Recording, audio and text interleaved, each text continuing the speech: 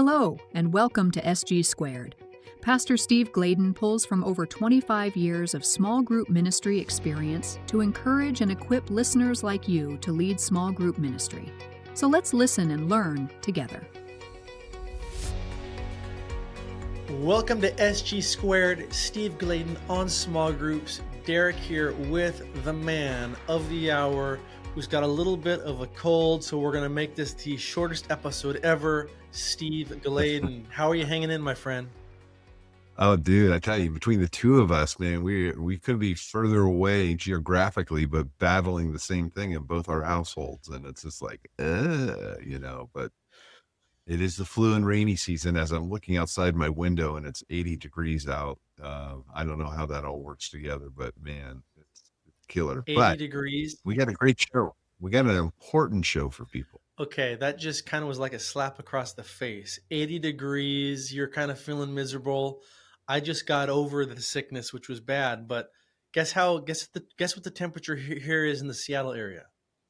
Oh, well, it's probably rain. It's like 39. Oh, gosh. Yeah, it's freezing. Oh, well, I'm going to go sit outside in the sun after this. So thanks for jumping on despite the health challenges. I should say, though, on video, you look pretty good. Oh, thank you, sir. Thank you.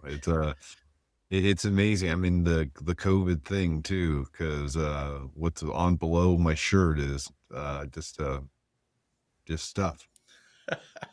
I also imagine you're feeling decent because you guys didn't have a loss last week because the great Ohio State Buckeyes were on a bye. So, it was a little lonely, though. It was a little lonely. It's like, what do I watch? What do I do? And stuff like that. Yeah. So, but I did watch the two teams we did beat. I watched the Illini-Washington game. Yep. Perfect. Oh, thanks a lot. Yeah, at least we got a win at home versus Illinois. And so this week we're on a bye, but we are talking about 5 ways to lead effectively. I love that title. In just a minute, we're going to jump in here. But I have to ask you one more thing, Steve. Has the construction zone got any better there since you moved into the new place?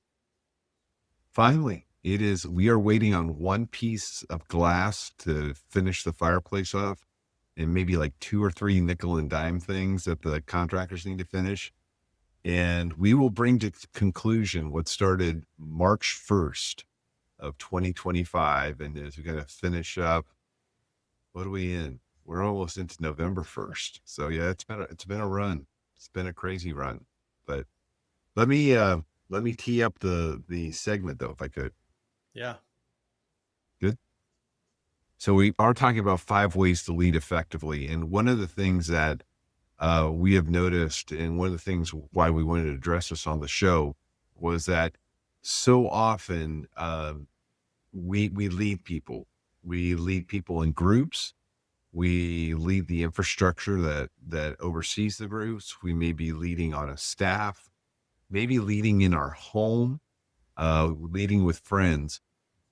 And these 5 things are so transferable that it's super important that we wanted to oh my gosh, what's the word? Promote. Yeah. Well, not promote. We wanted to.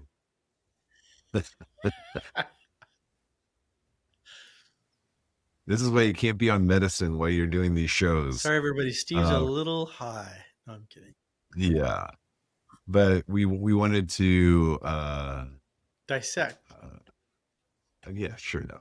But we wanted to go over these 5 things with you because it's really important from any aspect of how you're going to be leading in the various forms that you do. They're very transferable. They're very helpful, I think, to remind us. Most of them, I think you're going to know, and you're going to say, "Oh yeah, it makes sense." But often, what happens is that we slip into a rut. We don't get them taken care of, and we just want to bring these 5 things back to the front part of your brain, so that you're remembering them, and you'll be the best leader that you can be. So here we go. Number 1: Lead with purpose. Break that down for us, Steve. Yeah. One of the things, people have to know why they're doing what they're doing. The why always determines how long. And when people know their purpose, when they know why they exist on this planet, when they know why they exist in their working relationship with you, when they know why they exist in your home life, when people understand why they exist in a different area, their longevity will increase. And part of what I would just encourage you with your team and your small groups is helping them know their purpose. So often we don't know what success is. We don't know what God's looking for. And the more you can do that, the more you can help their engagement go deeper and stronger when they understand what their purpose is. So good, because in ministry, it's so easy to just get into the weekly routine of another weekend, another service, and all that takes so much time and energy. So it's critical to find that time to carve out, to just step back and make sure you know your vision so you can point people to lead with purpose. And I love how you said that. Know why their work matters, because that's when Mm. engagement skyrockets. It's so true. Well said. Okay, and that brings us to big number 2, which is build trust. Yeah, psychological safety is a real buzzword in the workplace. And part of it is having a safe environment that can be there. And what's important to understand is that you as a person that is leading is always wanting to help speak truth into people's lives. The only way you can speak truth is if they trust you, and the only way they can trust you is if you spend time. And so what I would encourage you on this one is the more time you can spend being real, kind of like Derek and I were just doing when we couldn't figure out what word I was trying to think of. And we still moved on. It was just, it's just the situation that we're in. But building trust has more components to it than just, saying, trust me, or thinking that because they spend time with you, that they will trust you. It is a part of having memories, situations when you go through the battle together, when you do ministry together. What you find is that you build trust when you make all these memories together. And so, what I would encourage you to do is be thinking through is that the more time you can spend with your team, the more time you can spend with your small group, the more time you can just spend with your family, for all that matters, the more trust you're going to build with them, because you're building credits up, because every time you spend time with them, you're going to have situations where there's opportunity for you to help build trust with them. And it's really important that you see that in a leader. I think this key point is so important. Build trust. When I look back on my ministry experiences, um, the when you could feel like you trusted your senior leader or pastor, you know, that you just I think I was there longer, right? When you felt like you could trust someone, that they had your back, you'd even stay there for less money longer because you felt like you belonged, you felt like you had Yeah. something going on. And I think that's one of the biggest reasons for turnover, maybe in ministry, is Yeah. just a lack of That's a good point. trust, which comes from a lack of relationship. Because again, we can just be so busy in the dog eat dog, week to week world. Good point there. Build trust. Yeah. Okay, number 3, develop your people. Break that down. So the more you develop your people and who God designed them to be, the higher the retention rate is going to be. But what I want to do on this one is being able to say how you're going to develop the people. And one of the things we talk about is whenever you have an opportunity, you're going to boy, you can tell this is over. Whenever you have an opportunity, you're going to gravitate to one of two things. You're either going to take the risk, or you're going to be paralyzed by fear. And what happens in people not developing is you give them too big of a step that causes them not to take the risk, but causes them to get paralyzed by fear. And when they don't take the risk step and they are paralyzed by fear, they won't grow. And when they don't grow, then they don't have a great retention rate. And so part of your job is trying to think, what opportunities can I give them where the risk is palatable enough that they'll be successful, so that it will build their faith, so that when the next opportunity comes around, you're able to make the risk a little bit harder, and they'll be able to take it. And we talked a lot about this in the life of David. God's first assignment to David, his first opportunity. This is the man after God's own heart. His first opportunity was tend sheep in 1 Samuel 17.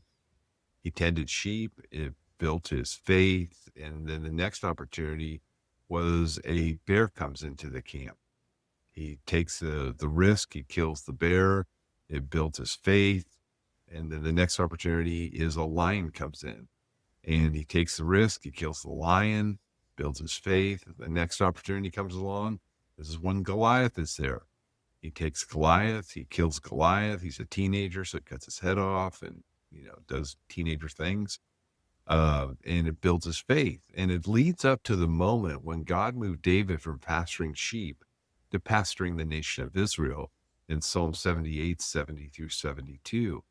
And because he was developed, he was able to develop into the leader that led the nation because of the skill of his hands and the integrity of his heart. And in the same way, this whole point is about asking the question, how are you developing your people? Are you putting them in circumstances where they can be stretched a little? We always call these crawl, walk, run. When they're taking a risk, is it at a crawl level? Is it at a walk level? Is that a run level? Because how you develop them in the type of risk you put them in front of, you want to make sure that they can be successful at it, so it can build their faith, so you can challenge them just a little bit more. And if you don't do that the right way, what happens is fear paralyzes them and they get set back, and it's just harder to develop people and get them to get back on the horse. So it's a great opportunity that if you want to lead people well, you got to know how to develop people. Well said. I like that quote, investment signals long-term value. Really good. Yep. Okay, on to number 4, which is celebrate the wins. I love this one. Break it down.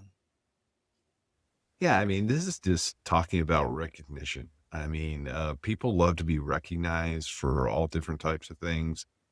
And so part of what this is all about is, so often we go from hill to hill to hill to hill, and we don't take time to celebrate. And one of the things you see in the Old Testament is they had to put monuments up all the time to remind the nation of Israel of the great accomplishments that God did with them. And in the same way, what can happen is that we do the same thing. And what I would encourage you, as you're leading your team, as you're leading your small group, take time to celebrate wins with them. Because when you celebrate the wins, everybody wins. And it's also a good opportunity for you to really kind of cement that win that you're celebrating into the lore of your small group, the lore of your team. And what happens is then you start to build a culture of people wanting to help remind you of the wins that you did, or they can participate in it. But the great thing is that there are wins all the time. And what you have to do is, have the celebration, because there's enough things that knock you down.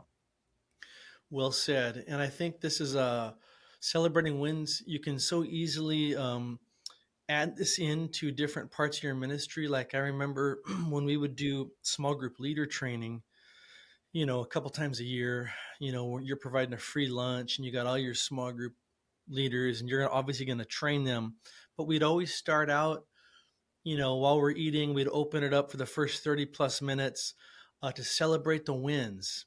And when doing this, you kind of always want to start it off and have one ready to, give as an example. But once the ball gets rolling, man, everybody wants to share something cool God did, a changed life, meeting a need. And that was just always felt so contagious. Wow, like look at what God's doing.